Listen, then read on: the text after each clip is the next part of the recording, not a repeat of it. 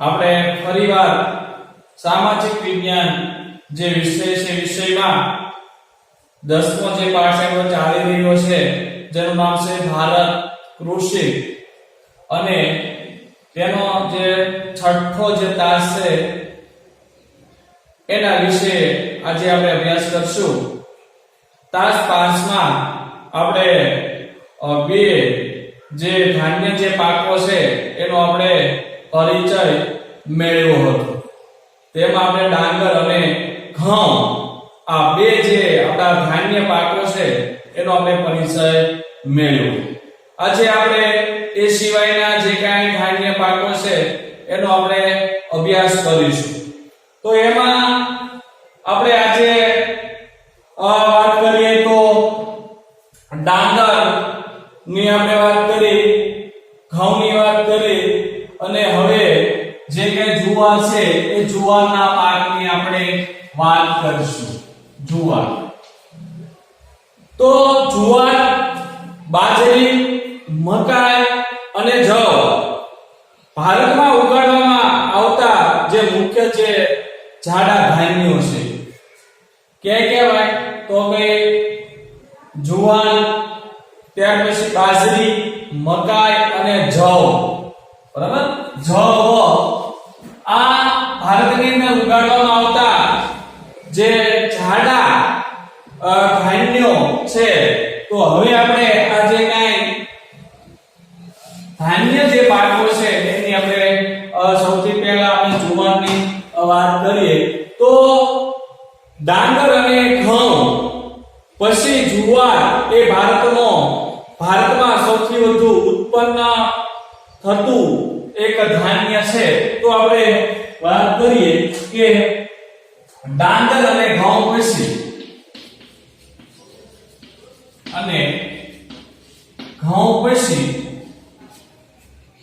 જુવાર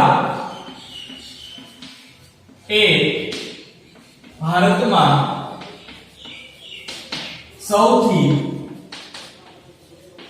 વધુ ઉત્પન્ન થતું ધાન્ય છે। એટલે એનો અર્થ એવો થાય કે ભાઈ સૌથી વધુ છે ડાંગર અને ઘઉં, એના પછીના ક્રમે છે એ જુવાર આવે છે। તો એ ડાંગર અને ઘઉં પછી જે જુવાર છે, જુવાર આપણી ભાષામાં આપણે ઝાડ કહીએ છીએ, ઝાડ। હવે જુવારનો આપણે બીજો અર્થ ઝાડ, આપણા ગામડિયાની અંદર ગામમાં એને આપણે ઝાડ કહીએ છીએ। ઝાડ એટલે જુવાર, મૂળ જે શબ્દ છે જુવાર છે। તો ડાંગર અને ઘઉં પછી જુવાર એ ભારતમાં સૌથી વધુ ઉત્પન્ન થતું જે ધાન્ય છે એટલે કે ત્રીજા ક્રમે છે એ જુવાર આવે છે। તો આપણે વાત કરીએ કે જુવાર એ ખરીફ અને રવિ બંને પાક છે। તો જુવાર ખરીફ અને રવિ પાક છે। એટલે કે જે જુવાર છે એ ચોમાસાની ઋતુમાં પણ લઈ શકાય અને શિયાળાની ઋતુમાં પણ આ જે પાક છે એ લઈ શકાય છે। ત્યાર પછી આપણે આગળ જોઈએ તો એને કેટલું તાપમાન, કેટલો વરસાદ એને અનુકૂળ આવે છે એની આપણે વાત કરીએ તો આ જે જુવારનો જે પાક છે તેને 25 અંશ સેલ્સિયસ જેટલું જે તાપમાન છે એ એને અનુકૂળ આવે છે। ત્યાર પછી આપણે વરસાદની વાત કરીએ તો 50 સેલ્સિયસ જેટલો જે વરસાદ છે એ વરસાદ આ પાકને વધારે અનુકૂળ આવે છે। તો 50 સેમી જેટલો વરસાદ।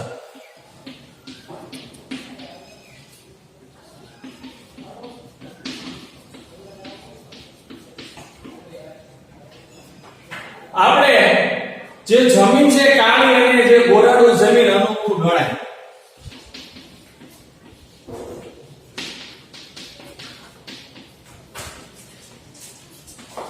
ગોરાડુ જમીન આ પાકને અનુકૂળ ગણાય। તો 25 સેલ્સિયસ જેટલું જે તાપમાન છે, 50 સેન્ટીમીટર જેટલો વરસાદ અને કાળી અને જે ગોરાડુ જે જમીન છે એ આ પાકને જુવારના પાકને એ અનુકૂળ ગણાય છે. તો આપણે વાત કરીએ તો આ જે પાક છે એ કયા કયા વિસ્તારોમાં લેવામાં આવે છે, તો ખાસ કરીને આ જે પાક છે એ રાજસ્થાન છે, ત્યાર પછી મહારાષ્ટ્ર, મધ્યપ્રદેશ વગેરે જે રાજ્યો છે એ સિવાય પણ આપણે વાત કરીએ તો પંજાબ જેવા જે રાજ્યો છે વગેરે રાજ્યોમાં આ સિવાયના પણ ઘણા બધા એવા જે રાજ્યો છે એ રાજ્યોમાં આ પાક લેવામાં આવે છે. ત્યાર પછી આપણે વાત કરીએ તો આપણા જે ગુજરાત છે, ગુજરાતની અંદર જે જુવારનો જે પાક છે એ પાકનો એ વાવેતર એ કઈ જગ્યાએ થાય એની આપણે વાત કરીએ તો ગુજરાતની અંદર એનું જે વાવેતર છે એ ગુજરાતમાં ખાસ કરીને આનું જે વાવેતર છે એ સુરત અને જે તાપી જિલ્લો છે એમાં સૌથી વધારે થાય છે. તો ગુજરાતની અંદર ગુજરાતમાં સુરત અને તાપી આ જિલ્લામાં આ જુવારના પાકનું જે છે એ સૌથી વધારે જે વાવેતર છે એ વાવેતર થાય છે. જુવાર એ લીલા પશુચારા તરીકે વિશેષ પ્રમાણમાં વપરાય છે. તો આ જુવાર છે એ જુવાર લીલા પશુચારા તરીકે વિશેષ વપરાય છે. એટલે જે પશુઓને જે સારો છે, સારામાં જે જુવાર છે એ જુવાર નો ઉપયોગ આપણે કરીએ છીએ, પણ લીલા જુવાર જે છે એ લીલા પશુચારા તરીકે, લીલો પશુચારો, પશુઓનો સારો અને પશુઓનો જે આપણે ખોરાક આપીએ છીએ તે. તો જુવાર છે લીલા પશુચારા તરીકે વિશેષ પ્રમાણમાં વપરાય છે. તો ડાંગ આપણે અહીંયા જુવારના પાકની વાત કરી. હવે ત્યાર પછીનો જે પાક છે એ આપણે બાજરીની વાત કરશું. ત્યાર પછીનો ધાન્ય પાક એટલે બાજરી. હવે આપણે બાજરીની વાત કરીએ તો બાજરી એ શ્રમજીવીઓનું એક ધાન્ય ગણાય છે. શ્રમજીવીઓ છે એ શ્રમજીવીઓનું એક ધાન્ય છે.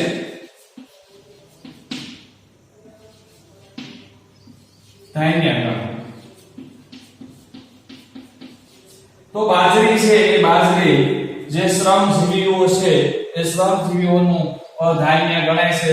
આજે મોટા ભાગના જે શ્રમિકો છે, જે મજૂરો છે એ ખોરાક તરીકે આ બાજરીનો જે ઉપયોગ જે છે એ કરે છે. એટલે શ્રમજીવીઓનું ધાન્ય આ બાજરી છે એ ગણાય છે.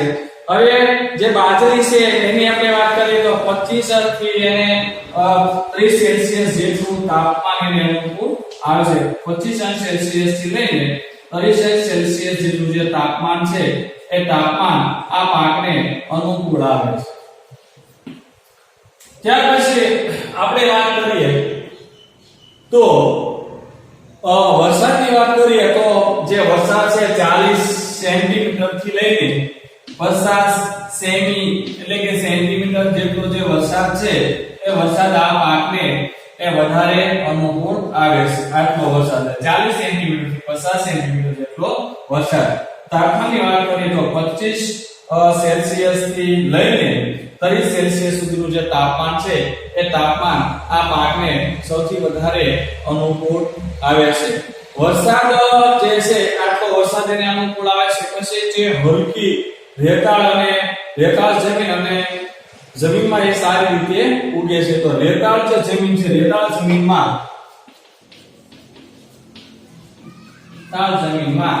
બાજરીનો જે પાક છે એ બાજરીનો પાક એ સારી રીતે ઉગે છે. એટલે રેતાળ જમીનમાં આ પાક સારી રીતે ઉગે છે. ત્યાર પછી આપણે વાત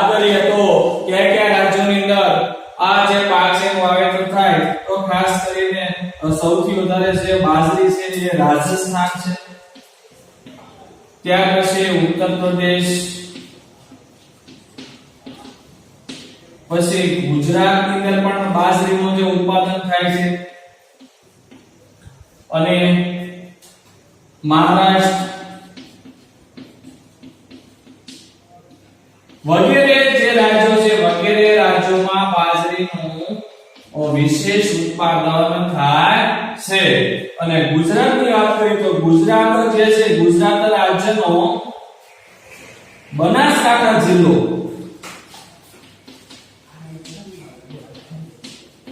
બનાસકાંઠા જે જિલ્લો છે એ જિલ્લામાં સૌથી વધારે ઉત્પાદન થાય છે.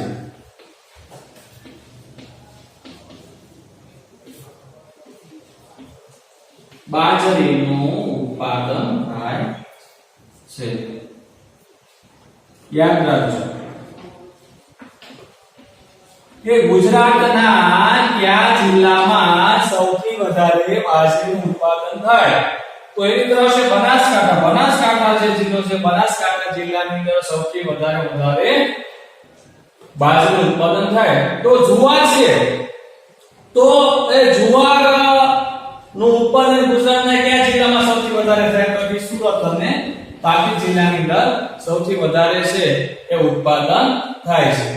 તો આપણે વાત કરી બાજરી કે શ્રમજીવી બાજરી છે શ્રમજીવીઓનું ધાન્ય ગણાય છે. 25 સેલ્સિયસ થી લઈને 30 સેલ્સિયસ જેટલું તાપમાન, 40 થી 50 સેન્ટીમીટર જેટલો વરસાદ અને રેતાળ જમીનમાં આ જે પાક છે એ સારી રીતે ઉગે છે. હવે આ પાક છે રાજસ્થાન, ઉત્તર પ્રદેશ, ગુજરાત, મહારાષ્ટ્ર એટલે કે આવા ઘણા બધા જે રાજ્યો છે એ રાજ્યોમાં આ પાકનું જે છે એ પાક પકવતા મુખ્ય ઉત્પાદક રાજ્યો છે. ગુજરાતની આપણે વાત કરીએ તો ગુજરાતનો જે બનાસકાંઠા જિલ્લો છે બનાસકાંઠા જિલ્લામાં સૌથી વધારે તેનું જે વાવેતર છે એ વાવેતર કરવામાં આવે છે. હવે આપણે વાત કરીએ તો હવે ત્યાર પછી મકાઈની આપણે વાત કરીએ. જુવાર, બાજરી અને હવે પછી આપણે લઈએ મકાઈ.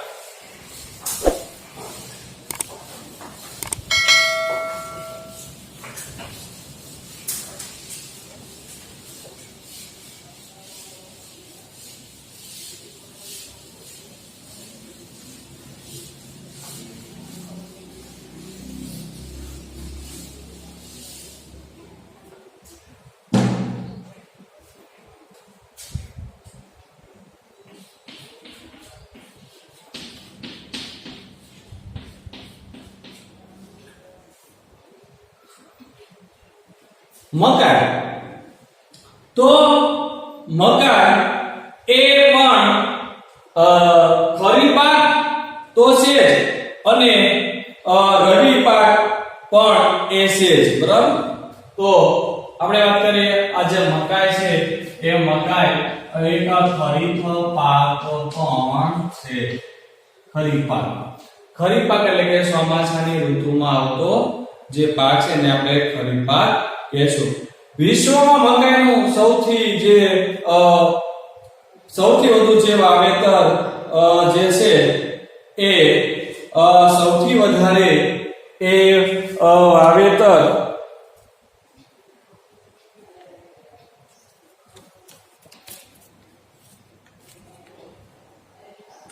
તો આપણે વાત કરીએ તો ફરી વખત જોઈએ તો મકાઈ એ એક ધાન્ય પાક છે અને પાછો ધાન્ય પાક અંદર ખરીફ પાક છે કે ચોમાસાની જે ઋતુ છે ઋતુની અંદર આ પાક છે એ લેવામાં આવે છે. ખરીફ પાક એટલે કે ચોમાસાની ઋતુમાં લેવામાં આવતો પાક. ડાંગર અને ઘઉં પછી વિશ્વમાં જે મકાઈનું સૌથી વધુ વાવેતર જે છે એ વધારે થાય છે.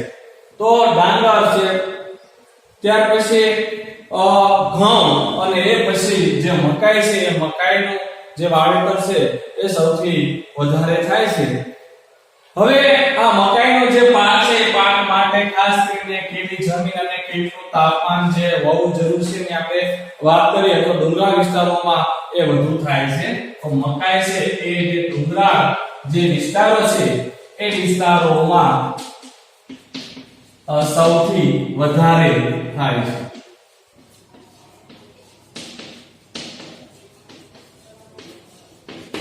ડુંગરાળ વિસ્તારોમાં સૌથી વધારે આ મકાઈનો જે પાક છે એનું જે વાવેતર છે એ કરવામાં આવે છે અને ત્યાંના લોકોનો મુખ્ય ખોરાક પણ છે. ડુંગરાળ વિસ્તારમાં જે વસવાટ કરતા રહેતા જે લોકો છે એનો જે મુખ્ય જે ખોરાક છે એ મકાઈ છે. એટલે કે ત્યાંના લોકોનો મુખ્ય ખોરાક છે. એટલે કે ડુંગરાળ વિસ્તારમાં રહેતા વસવાટ કરતા જે લોકો છે લોકોનો જે મુખ્ય ખોરાક છે એ મકાઈ છે. હવે મકાઈમાં મુખ્યત્વે શેનું પ્રમાણ વધારે હોય એની આપણે વાત કરીએ તો મકાઈ છે તો મકાઈમાં ખાસ કરીને જે સ્ટાર્ચનું જે પ્રમાણ છે, સ્ટાર્ચ જે તત્વ છે એનું આ સ્ટાર્ચ તત્વનું પ્રમાણ વધારે હોય. ત્યાર પછી આપણે વાત કરીએ તો તેલ ને પ્રોટીન, તેલ પછી પ્રોટીન જેવા છે તત્વો છે અથવા તો બાયો ફ્યુઅલ કહેવાય. આવા બધા જે કઈ જે તત્વોનું જે પ્રમાણ છે એ પ્રમાણ સૌથી વધારે હોય છે. જેવા તત્વોનું પ્રમાણ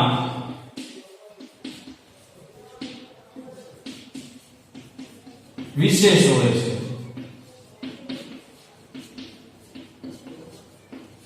તો ખાસ કરીને જે મકાઈ છે મકાઈમાં સ્ટાર્ચ, ત્યાર પછી તેલ, પ્રોટીન અને બાયોફ્યુઅલ જેવા જે તત્વો છે તત્વોનું જે પ્રમાણ છે એ વિશેષ હોય છે. હવે આવા બધા જે કઈ તત્વો છે જે કઈ ઘટકો છે એનું પ્રમાણ જે છે એ હોવાને કારણે ઔદ્યોગિક પેદાશ તેનો જે ઔદ્યોગિક જે પેદાશમાં સૌથી વધારે ઉપયોગ થાય છે. એટલે ઔદ્યોગિક પેદાશ તરીકે ઔદ્યોગિક પેદાશમાં આ જે મકાઈ છે મકાઈનો ઉપયોગ થાય છે. એટલે કે ઉદ્યોગો દ્વારા જે કે પેદાશો બનાવવામાં આવે છે એ પેદાશો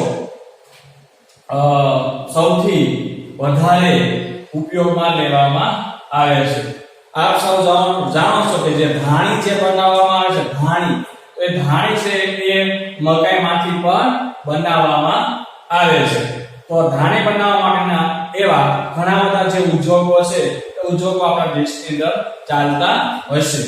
તો જે આપણે વાત કરી કે ભાઈ મકાઈમાં સ્ટાર્ચ, તેલ, પ્રોટીન, બાયોફ્યુઅલ જેવા તત્વોનું જે છે પ્રમાણ છે વિશેષ હોય છે અને એને કારણે મકાઈમાંથી જે કાંઈ એવી ઔદ્યોગિક પેદાશો પણ મેળવવામાં આવે છે. હવે આપણે વાત કરીએ કે ભાઈ પાક ને આ જે પાક છે ને ઢોળાવાળી અને કાળી અને કઠણ પથરાળ આવી જે જમીન છે એ વધારે અનુકૂળ આવે છે. તો કે આ પાકને ઢોળાવાળી એટલે કે ઢાળવાળી, પછી પથરાળ, પછી કઠણ આ પ્રકારની જે જમીન છે એ જમીન આ પાકને વધારે અનુકૂળ આવે છે. હવે આપણે વાત કરીએ તો 100 સેન્ટીમીટર જેટલો 100 સેમી જેટલો જે વરસાદ હોય એવા વિસ્તારોમાં પણ આ જે પાક છે એ સારો થાય છે, એનું ઉત્પાદન વધારે થાય. ઢોળાવાળી જમીન હોય, પથરાળ કઠણ જમીન હોય અથવા આપણે હજી પણ એક પ્રકારની જમીન એટલે કે નિત્રણ એટલે કે ઝડપથી સુકાઈ જાય એવી જમીન એને આપણે નિત્રણ વાળી જમીન કહેવાય. તો નિત્રણ વાળી જમીન અને જે વિસ્તારમાં 100 સેન્ટીમીટર જેટલો જે વરસાદ છે એ પડતો હોય, 50 થી 100 સેન્ટીમીટર જેટલો જે વરસાદ છે એ પડતો હોય અને તાપમાનની આપણે વાત કરીએ તો 21 અંશ સેલ્સિયસ થી માંડીને 27 અંશ સુધીનું અંશ સેલ્સિયસ સુધીનું જે તાપમાન છે એ તાપમાન આ પાકને વધારે અનુકૂળ આવે છે.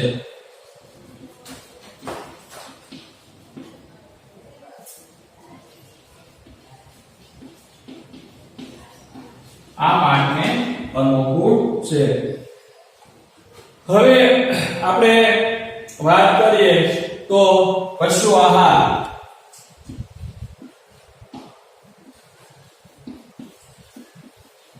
પછી જે ધાણી કહેવાય છે એ ધાણી, અને ત્યાર પછી જે મકાઈનું જે તેલ કહેવાય છે અને મકાઈનું તેલ. પશુ આહાર છે, ત્યાર પછી ધાણી અને મકાઈનું તેલ વગેરે મકાઈમાંથી જ મેળવવામાં આવે છે.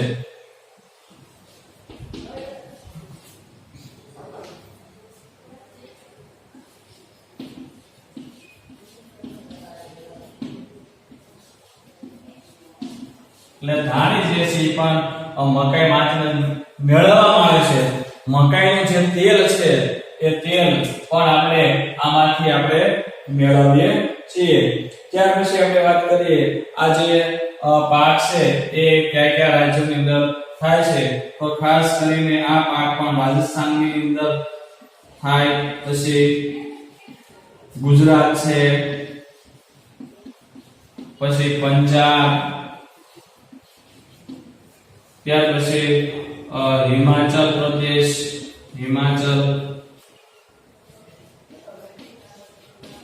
જમ્મુ કાશ્મીર,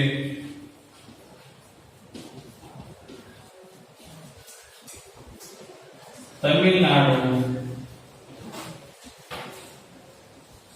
વગેરે રાજ્યોમાં આ જે પાક છે એ પાકનું જે ઉત્પાદન છે એ વિશેષ પ્રમાણમાં થાય છે. આ સિવાયના પણ બીજા એવા ઘણા રાજ્યો છે એ રાજ્યોમાં જે મકાઈ છે, મકાઈના પાકનું જે છે ઉત્પાદન મેળવવામાં આવે છે. ગુજરાતની અંદર આપણે વાત કરીએ તો ખાસ કરીને ગુજરાતના પંચમહાલ છે, ત્યાર પછી જે દાહોદ છે એ દાહોદ અને સાબરકાંઠા જે જિલ્લાઓ છે એમાં પણ આ મકાઈનું જે ઉત્પાદન છે એ સૌથી વધારે થાય છે. તો ખાસ કરીને પંચમહાલ,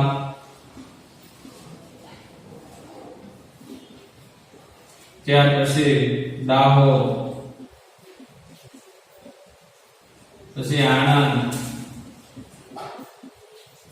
બરાબર, વગેરેમાં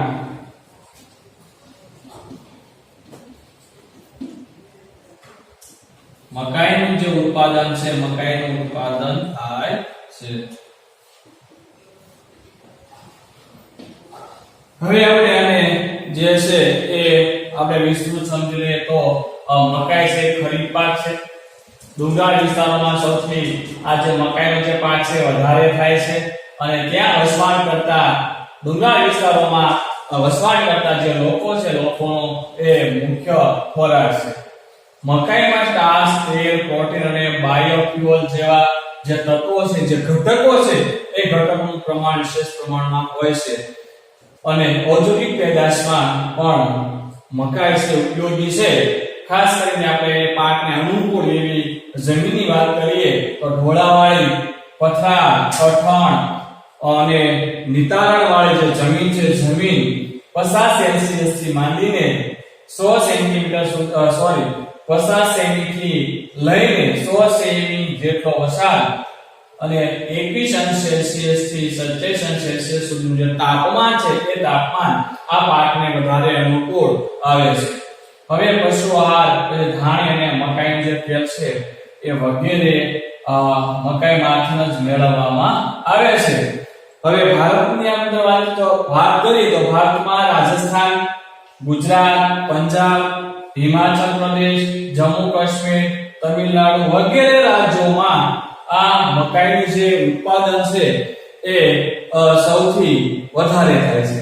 ગુજરાતની આપણે વાત કરીએ તો ગુજરાતમાં ખાસ કરીને પંચમહાલ, દાહોદ, આણંદ અને સાબરકાંઠા જે છે, સાબરકાંઠામાં પણ મકાઈનું જે ઉત્પાદન છે એ થાય છે. તો અહીંયા મિત્રો આજે આપણે જે ધાન્ય પાકો છે ધાન્ય પાકોમાં ત્રણ પાકોની આપણે માહિતી મેળવી. કયા કયા ત્રણ પાકો? તો જુવાર, પછી બાજરી અને મકા. હવે પછી આપણે કુલ જે છે એ અત્યાર સુધીમાં આપણે કુલ 5 જેટલા ધાન્ય પાકોની વાત કરી. આની પહેલાનો જે તાસ 5 માં આપણે ડાંગર અને ઘઉંના પાકની આપણે વાત કરી હતી. છઠ્ઠા તાસમાં આપણે મકાઈ, જુવાર, બાજરી અને મકાઈ આ ધાન્ય પાકોની વાત કરી. હવે પછીનો જે આપણે તાસ 7 માં ફરી વખત મળીશું ત્યારે આપણે કઠોળનો જે પાક છે કઠોળના પાકોનો આપણે અભ્યાસ કરીશું. તો આપણે આજે અહીંયા સુધી મિત્રો રાખીએ. જય હિન્દ.